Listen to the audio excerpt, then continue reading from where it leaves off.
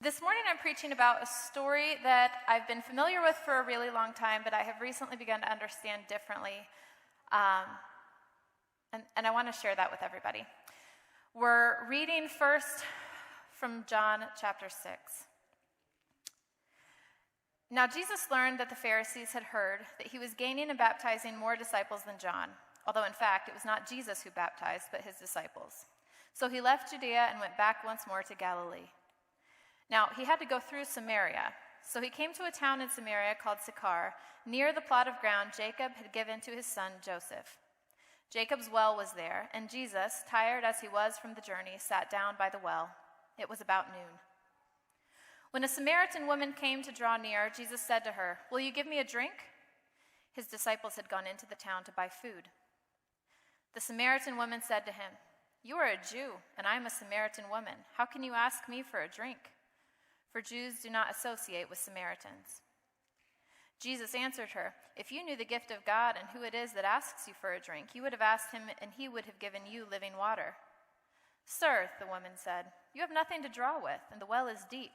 Where can you get this living water? Are you greater than our father Jacob, who gave us the well and drank from it himself, as did also his sons and his livestock?" Jesus answered, "Everyone who drinks this water will be thirsty again. But whoever drinks the water I give them will never be thirsty. Indeed, the water I give them will become in them a spring of water welling up to eternal life." The woman said to him, "Sir, give me this water so that I won't get thirsty and have to keep coming back here to draw water." He told her, "Go, call your husband and come back." "I have no husband," she replied. Jesus said to her, "You are right when you say you have no husband. The fact is you have had 5 husbands, and the man that you now have is not your husband. What you have just said is quite true." "Sir," the woman said, "I can see that you are a prophet. Our ancestors worshipped on this mountain, but you Jews claim that the place where we must worship is in Jerusalem." "Woman," Jesus replied, "believe me, a time is coming when you will worship the Father neither on this mountain nor in Jerusalem. You Samaritans worship what you do not know. We worship what we do know, for salvation is from the Jews. Yet a time is coming and has now come when the true worshipers will worship the Father in the Spirit and in truth, for they are the kind of worshipers the Father seeks. God is Spirit, and his worshipers must worship in the Spirit and in truth." The woman said, I know that Messiah, called Christ, is coming. When he comes, he will explain everything to us." Then Jesus declared, "I, the one speaking to you, I am he." Now, the way that I always read this text went something like this. Jesus happens upon this woman at the well and decides to use his God powers to call her out for her sinful ways. This is a loose woman, and Jesus is not going to let her get away with her promiscuous behavior. Like, "You can't pull one over on me, lady. I'm Jesus." I used to read this text as Jesus calling this woman out for her sin, and kind of snarkily, too. Like if that's how this text is meant to be interpreted, Jesus is almost taunting this woman. This is kind of like spiritual smack talk. "Go get your husband." "Oh, right, you don't have one. You've had 5. This was a real gotcha moment for Jesus. That is not how I understand this text anymore. Before I go on, let me just say that what I'm about to present is one interpretation of the text. It is by no means the sole or the right or the correct interpretation of the text. The way the Bible works is that we are supposed to turn the text like a prism, gleaning new wisdom from every new angle. I am presenting one interpretation of the text today, and I could preach another interpretation next week, and one would not necessarily negate the other. We are supposed to wrestle with the text. We are supposed to think. We are supposed to wonder.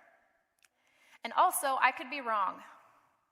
That's always a very real possibility. God is not threatened by any of us giving it our best shot and getting something wrong. If you disagree with me, that is okay. This is not a competition. So before we can come to any conclusion about the text or what is being taught here, we need to understand the context. First of all, the Samaritans. Samaritans are, and yes, they still exist, a minority culture that is currently located primarily in the West Bank. As of 2022, there were less than 1,000 of them left in Israel, though there are growing Samaritan communities around the world that are growing pretty rapidly. The Samaritans were mixed race. They were the descendants of indigenous Israelites and Gentiles. They were therefore also descendants of Abraham. The Samaritans really seriously followed the Torah, which was the first 5 books, what we refer to as Genesis, Exodus, Leviticus, Numbers, and Deuteronomy. They disagreed with the Jews over the Talmud, which was an expansion upon those original 5 books. So the Samaritans viewed themselves as the true keepers of the law. They thought they were the ones who most faithfully upheld the true teachings of God. They disagreed with the Jews because the Jews had these other texts that they also thought were from God, and the Samaritans disagreed. The name Samaritans actually means guardians or keepers. They were incredibly serious about their faithfulness to the text, and there was intense racial and religious animosity between the Samaritans and the Jews. Secondly, we have to understand what marriage was like at the time. Marriage in ancient Israel was nothing like marriage is today, and we're off base if we draw direct parallels between the two. Marriage in ancient Israel, and basically marriage in most ancient cultures, was about provision and procreation. Women needed to be under a man's household in order to be protected and provided for, and men needed women to provide them with children. Marriage, therefore, was much more of a business transaction between a man and his father-in-law than it was about romantic love between a husband and a wife. Both the Jews and I added a note here in the wrong spot.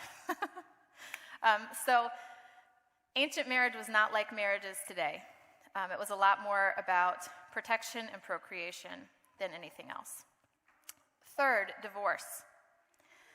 It was nearly impossible for a woman to divorce her husband, and it was incredibly easy for a man to divorce his wife.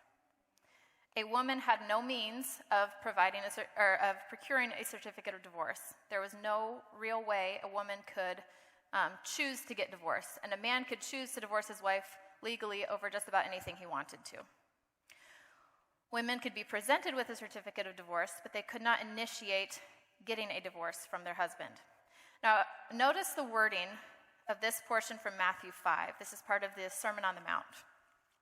This is Jesus speaking. He says, "It has been said, anyone who divorces his wife must give her a certificate of divorce. But I tell you that anyone who divorces his wife, except for sexual immorality, makes her the victim of adultery, and anyone who marries a divorced woman commits adultery." What I want you to notice in the wording is that the man is the one at fault here. And that's not because women are never wrong. That is because in the culture and in the context, men held all the power in terms of marriage.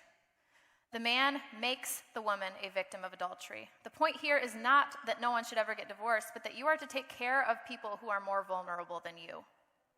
You should conduct yourself in such a way that you do not callously and casually hurt people who have less power and less means than you do. You should not behave in such a way that the people who are dependent on you for their survival are left on the streets. We have taken this verse and others like it often and applied them to modern-day marriage, and in doing so, we have used the teaching about not harming people who are vulnerable and used it to harm people who are vulnerable. I think of people who have been made to feel very guilty and who have felt a lot of shame about the fact that they are divorced. I think about people who have stayed in really, really unhealthy marriages because they did not think there was any other way out. This verse is about taking care of one another. This is about conducting ourselves well, being considerate of others, and about protecting the marginalized. We have to understand this before we go and take biblical references to marriage and apply them with a wide brush to modern relationships that they have very little in common with. So back to our original story.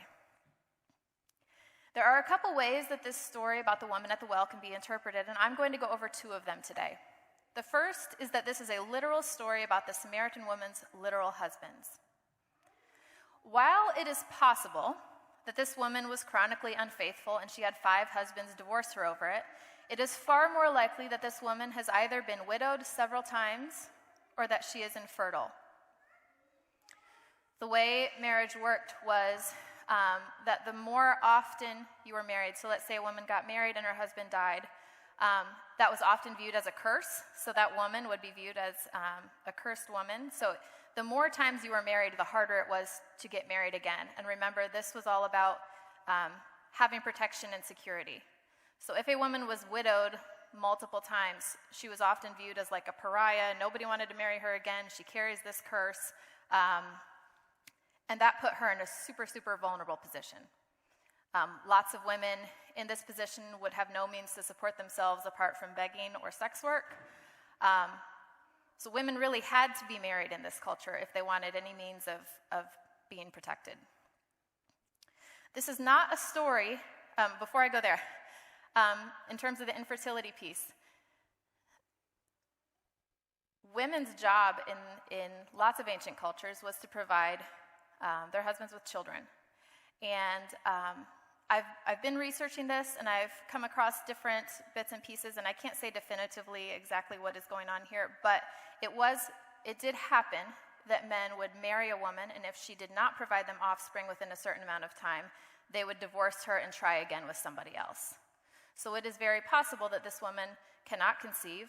She's been married numerous times. Every husband tries for a while with her, and when she does not get pregnant, they divorce her and try again with somebody new. This is not a story about an amoral, loose, promiscuous woman and how Jesus calls her bluff and confronts her over it. This is a story about a woman who has been used and discarded. This is a story about a woman who has not been protected by the people who were supposed to protect her. This is a story about a woman who has been viewed as a commodity. She did not choose to leave her 5 husbands and move in with her boyfriend, as I used to interpret this story. She is now, out of desperation, living with anybody who will provide her a scrap of protection, but without the security that marriage would have provided her. Marriage would give her legal protection. The husband was legally required to provide for his wife.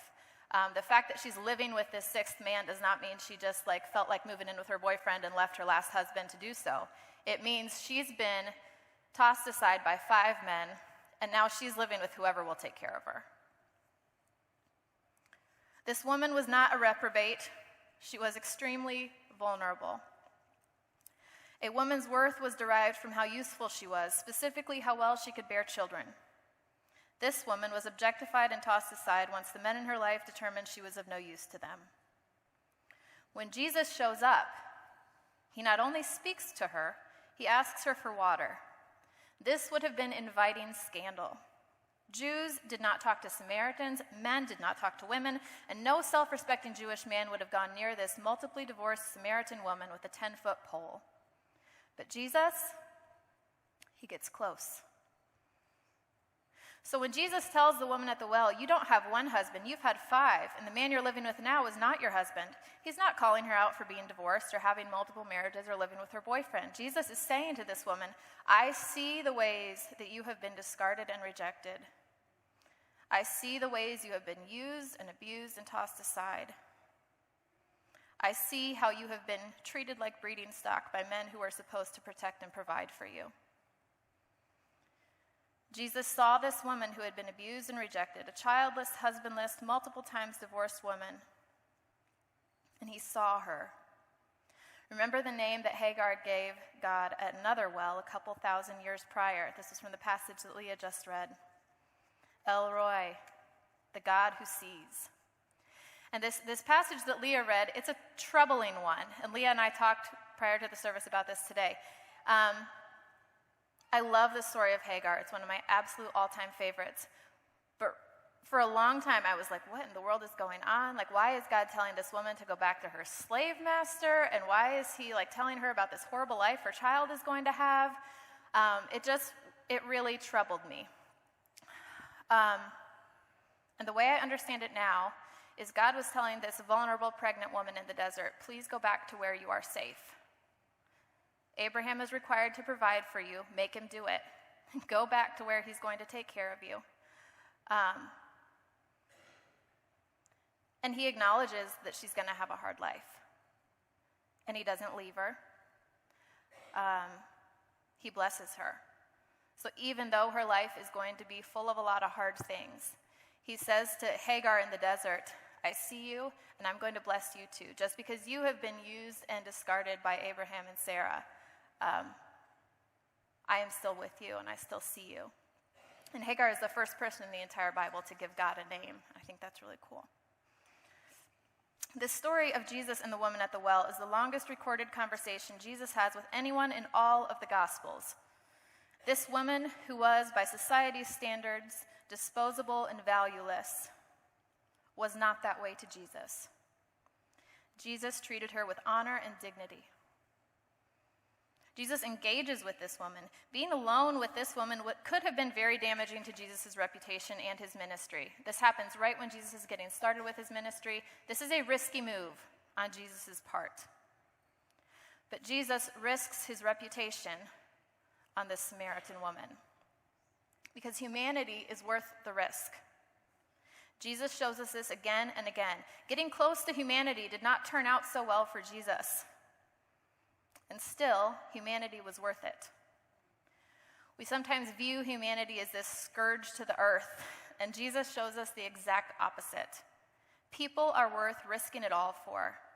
Humanity is worth the cost. And what Jesus does with this Samaritan woman is what we see Jesus do throughout his entire ministry. He goes to the people that are in the margins, and he grabs them by the hand, and he pulls them right to the center.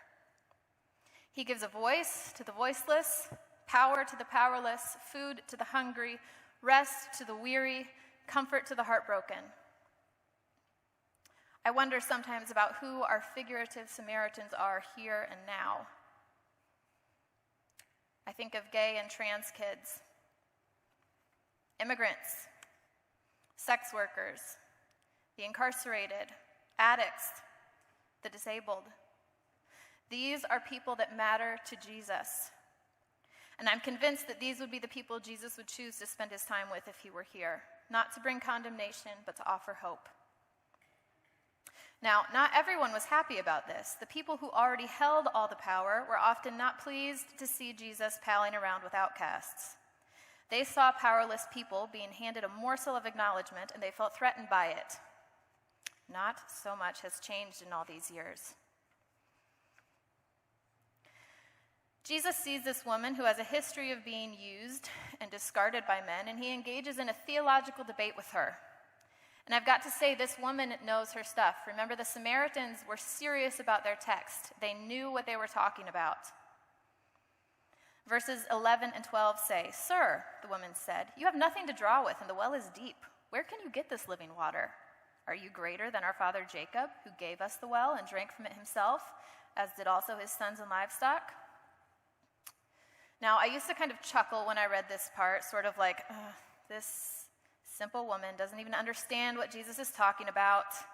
How dumb and embarrassing that must be for her. And that is not what's going on here at all.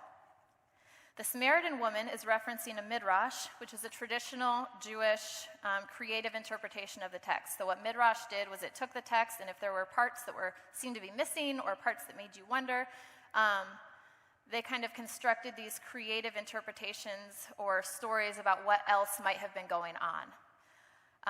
So there was a Jewish midrash that taught that whenever Jacob visited this particular well, he did not have to bring anything to draw water with because the waters would rise up and meet him and he could drink right from the surface. So this woman is not just massively misunderstanding what Jesus is saying. She knows her stuff, and she's calling back to this midrash that she knows Jesus would have been familiar with, and she's saying, hang on, you came to this well without anything to draw water with. Do you think you're greater than Jacob? This woman has some nerve, and I like it. She is a woman of valor. She's approached by a strange man, a Jewish man nonetheless, and when asked to get him some water, she challenges him. I like this woman. She has some holy nerve. Notice also that she refers to our father, Jacob. She meets this man, who is a stranger, who is her racial and religious enemy, and she calls back to their shared ancestry, as though to say, despite it all, you and I, we come from the same cloth. We could learn from this. Which brings me to the second interpretation that I'm going to talk about just briefly today. We're just going to consider it. We're going to think about it. Maybe you will agree, maybe you won't agree. Maybe it will make you feel uncomfortable. That's okay. Discomfort is not bad. This was an interpretation that I am pretty new with, so I'm not going to say this is definitively exactly what's going on, but I think it's worth considering. Now, some scholars believe that this reference to the woman's 5 husbands is metaphorical to refer to the state of the Samaritan people as a whole. So there are quite a few scholars who think this is perhaps not a conversation about a woman's literal husbands, but is rather a conversation about the Samaritan people. Remember earlier we talked about the differences between the Jews and the Samaritans, particularly when it came to their holy texts. The Samaritans were incredibly faithful to the Torah, which you might remember contains 5 books. The Samaritans had also been somewhat nomadic. They had been exiled from numerous different regions in the area. So a possible interpretation goes something like this. It is as if Jesus is saying to this woman, you Samaritans have been married to the text, but the text alone will not save you. You still need my living water. The fact that the Samaritans had lived in different regions and been expelled from them all also metaphorically fits the narrative of the 5 husbands pretty well. Jesus is saying to this woman, your people have been outcasts, and I am here to invite you to the table.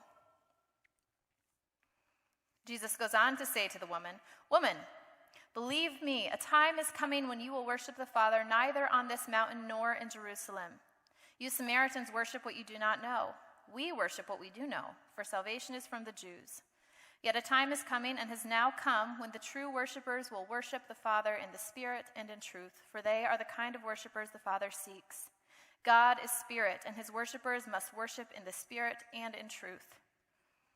The mountain refers to the place the Samaritans worshipped, and Jerusalem is where the Jews worshipped. So one of the things the Samaritans and the Jews disagreed upon was where they ought to worship God. The Samaritans worshipped God on a mountain outside of the city, and the Jews worshipped God in Jerusalem in the temple.